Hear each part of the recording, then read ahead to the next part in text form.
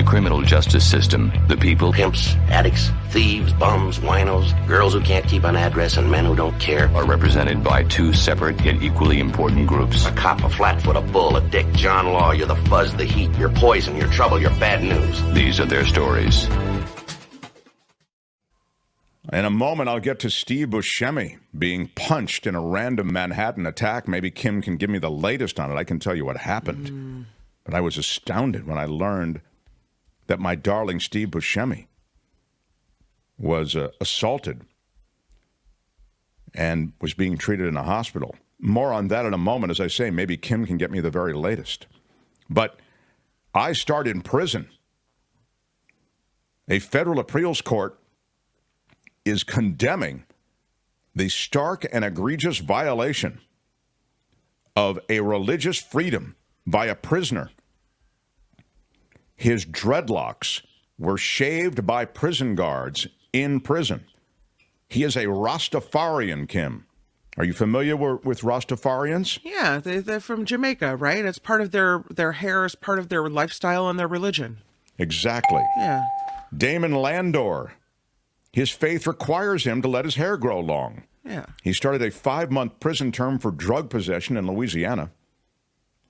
His dreads, that's kind of a term I use. Call it, instead of dreadlocks, I say dreads just to kind of seem cool. They fell nearly to his knees. So this is not like, this is a real commitment. Long, yeah. He had the dreads cut by prison officials. And he was, this is a long but bizarre kind of determination. I mean, there is a shot of him with the dreads and without the dreads. Mm-hmm. When I was strapped down and shaved, it felt like I was raped. And the guards, they just didn't care. They will treat you any kind of way, he says. They knew better than to cut my hair, but they did it anyway. The guards consulted the warden, and 2 guards handcuffed Landor to the chair, and that's how they did it. Well, he sued the warden and the guards. The law is the Religious Land Use and Institutionalized Persons Act. And when the case reached the Fifth Circuit, the same court that had ruled that the law protected Rastafarian prisoners' dreadlocks came up with a different ruling. It was a different 3-judge panel. They said, quote, "We emphatically condemn the treatment that Landor endured." But they didn't provide any relief to Mr. Landor. They ruled that he was not entitled to sue the prison. And he was not entitled to sue the prison officials for money. Wow. This month, he's asked the Supreme Court to hear this case. And the court did not find, he asked the Supreme Court to hear the case, and he said the Fifth Circuit's ruling was at odds with a recent decision interpreting the identical language. And so, again, we go from Fifth Circuit to bumping it up. And it's suggested that, sadly, he may get the agreement of justices as to the fact that this is a violation, but that there is no, there's no actionable civil rectification of this, that you can't rectify it civilly. Did they give a reason for cutting off the hair? I mean, did someone try to smuggle drugs in them? Did someone grab it and use it as a weapon? Or did they just randomly do it to be mean? Well, this is very commonplace in Louisiana. Apparently, at least 5 other lawsuits were filed by Rastafarians who say their dreadlocks were forcibly shaved by prison officials. So this isn't their first go-round on this. Yeah.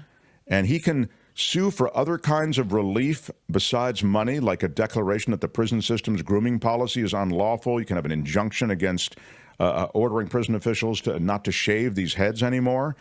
But he served his time, so that kind of relief doesn't do him any good. It was a law passed by Congress to prevent these kinds of abuses in prison. The law requires prison officials to respect the religious practices of people who are incarcerated. But if you don't have any damages, then, there's no real threat to anybody running these prisons. It's a right without remedy, said the attorney. And prison officials can ignore it with impunity. In any case, that leads us off. Now, a major Hollywood star, the actor who starred in Boardwalk Empire, assaulted by a stranger in Manhattan. It was a random act of violence. Guy ran at Steve Buscemi. He was carrying a rock. He was taken to Bellevue Hospital, treated for bruising, swelling, bleeding in his left eye. Happened right there in Midtown Manhattan.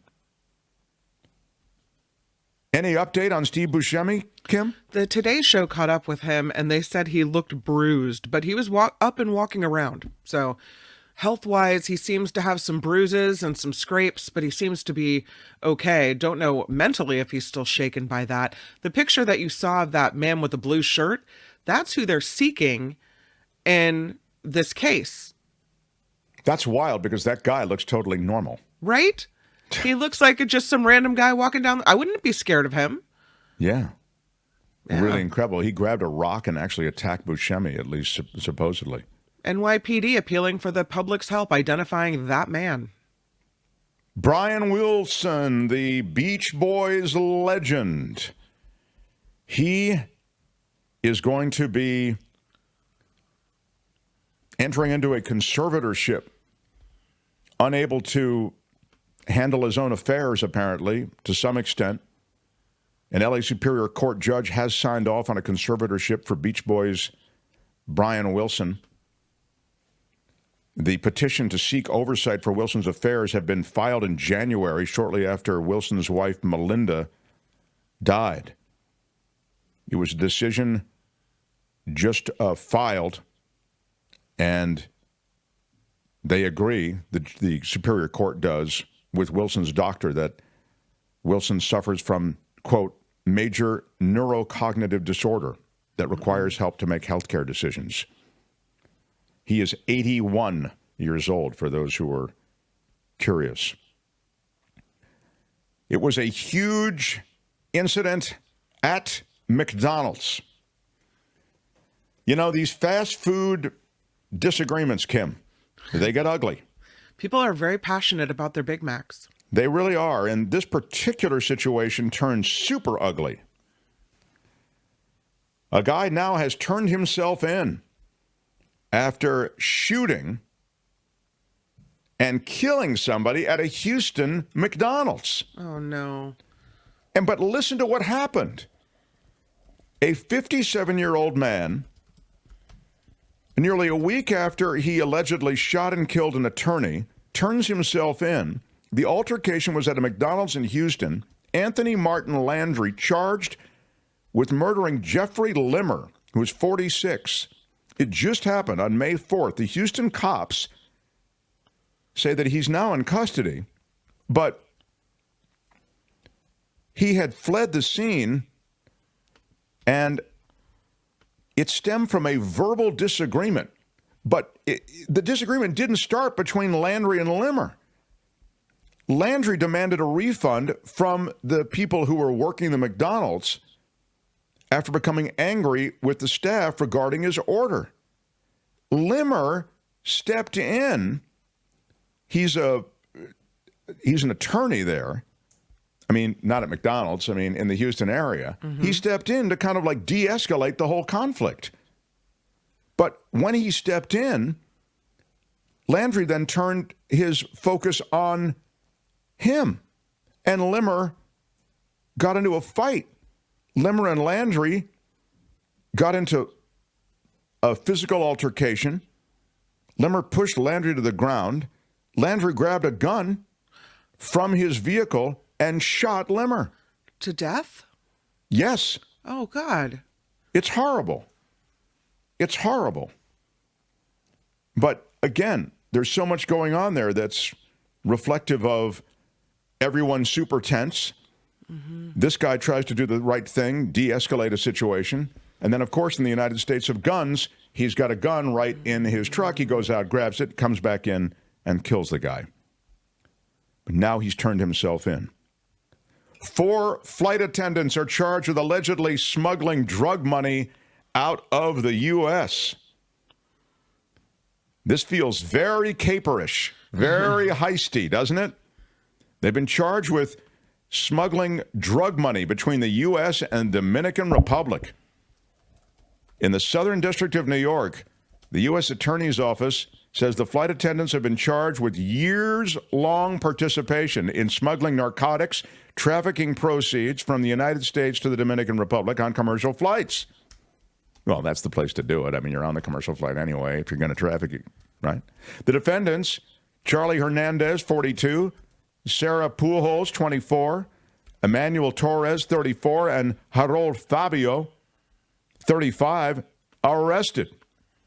That's right. The party's over. Good day, sir. The 4 have been accused of engaging in drug money smuggling activity from JFK to the Dominican Republic. This whole thing's been going on from 2015.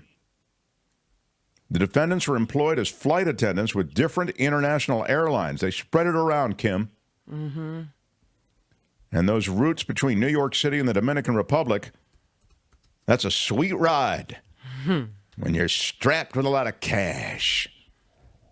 The flight attendants smuggled millions of dollars of drug money and law enforcement funds that they thought was drug money. You know, that's what happened. They were infiltrated, and ultimately they were found out, and now they are busted. Sayonara, sucker. Crime doesn't pay, Kim. It was the flight attendant retirement plan, and it just didn't work out, you know? Crime doesn't pay. Mm-mm. And, of course, 2 notes in politics. Jim Justice, he's the GOP fire-breathing dragon of West Virginia. He has been pursued in court for years. He's very Trumpian, Jim Justice. He doesn't pay his bills. He's been sued in court by business partners. I mean, I'm talking about millions of dollars in unmet obligations financially.